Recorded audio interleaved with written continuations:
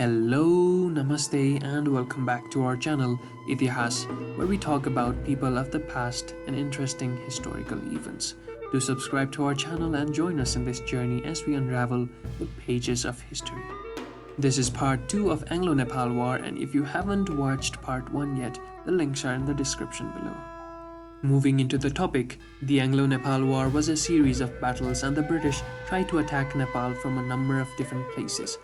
The first battle was the Battle of Nalapani. Lord Hastings, the Governor-General of India at that time, declared war on Nepal on 1st November 1814.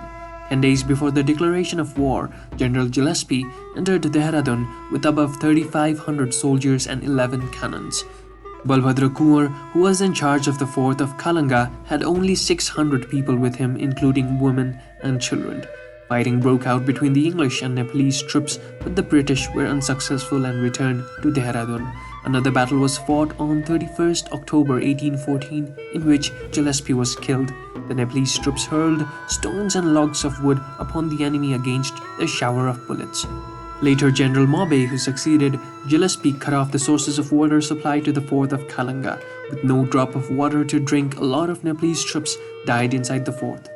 Balbhadra sent a message to the capital for reinforcement, but Nepal had no any reserved army and could not help them.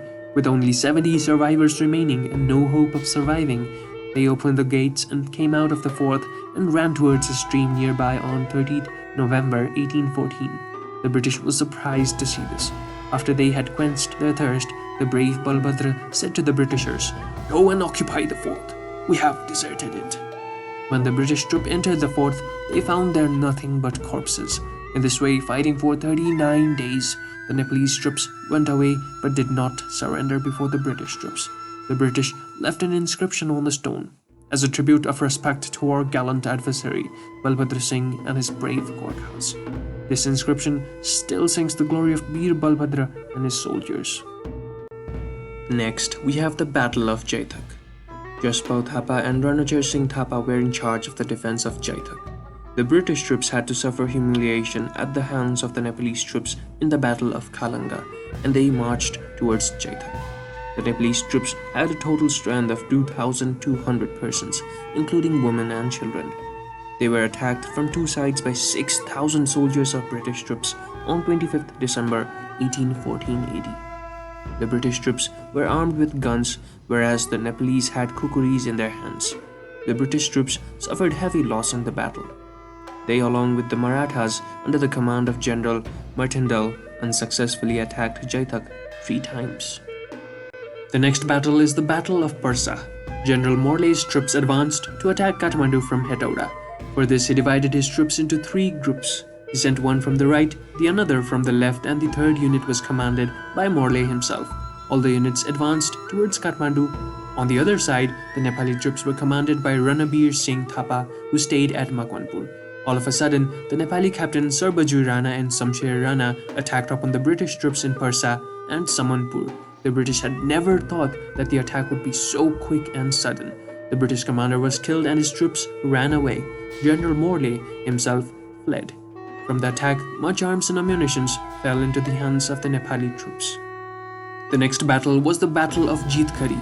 Major General Wood was planning to invade Nuakot, but suddenly the Nepalese troops, under the leadership of Uchir Singh, fell upon the British troops at Jitgarh near Butwal and shattered their plans. The British troops were unable to cope with the surprise attack, so they had to run away from the battlefield. Major General Wood now simply planned to defend Butwal and Gorakhpur, but after 3 months, General Wood attacked again, but the Nepalese troops drove the British troops out. The next battle was the Battle of Garhwal. Amar Singh Thapa was entrusted with the task of defending the west.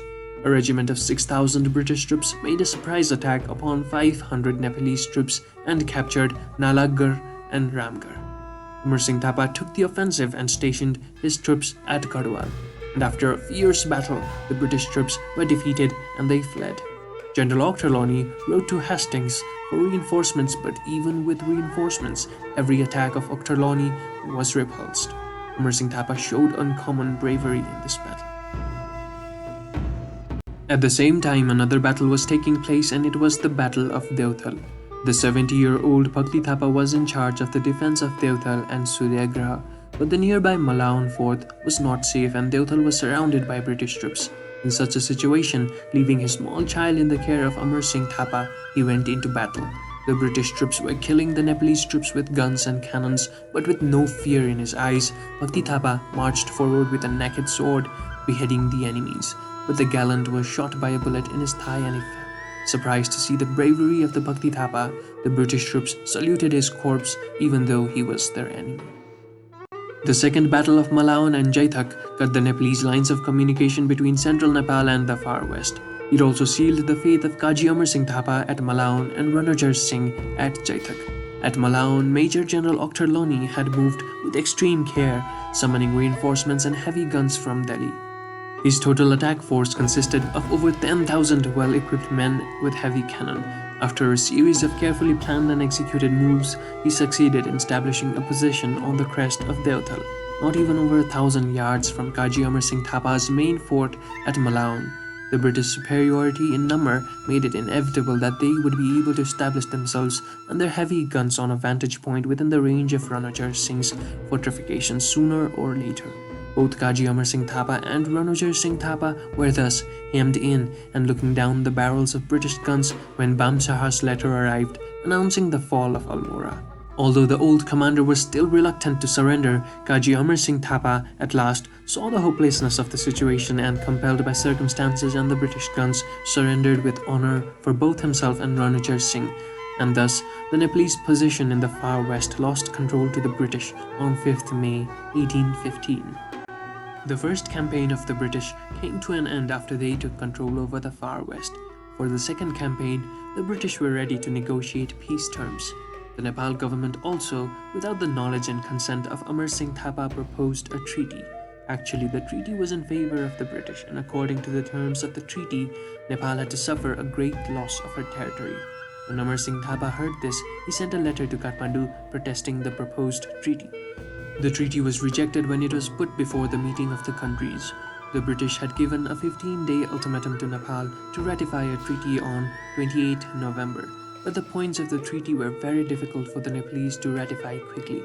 The delay provided the excuse for the British to commence the second military campaign against the kingdom. Colonel Hartwar Singh Thapa, another brother of Bhimsen Thapa, had been appointed as sector commander for defensive battle for the area of Bijaypur to Sinduli Gadi in the first campaign. In the second campaign, Bada Kaji Amar Singh Thapa was detailed as sector commander for Sinduli Gadi and the Eastern Front. Colonel Bharatwar Singh Thapa was manning his headquarters at Makwanpur Gadi. Major General David Oktraloni was the overall commander against Nepal with a massive 17,000 British troops to assault the fronts including Uparadang Gadi, Sinchang Gadi, Khandrang Gadi, Makwanpur Gadi and Hariyarpur Gadi. The Nepalese troops were eventually driven back from Hariyarpur Gadi after a big battle. Kaji Ranjor Singh Thapa withdrew to Sintuli Gadi to link up with Bada Kaji Amar Singh Thapa. The British troops did not approach Sintuli Gadi and fell back to Makwanpur by the end of March 1816. The situation became very critical for Nepal and British, which eventually led to a treaty. Major General David Oktraloni settled down to receive the treaty, signed by Kathmandu Darbar through Chandrasekhar Upadhyay, Pandit Gajraj Mishra and finally through Bhaktawar Singh Thapa. 2 days later, the ratified treaty was handed over to British in Makwanpur. The war ended with the Treaty of Sugauli, which has been considered as an unequal treaty which led to Nepal losing its 1/3 territory. The river Mechi became the eastern border and Mahakali the western border of Nepal. Thus, the Anglo Nepal War came to an end with the Treaty of Sugauli. Hope you guys liked this video. Do subscribe to our channel and follow us as we post more such videos in future. Thank you and have a good day.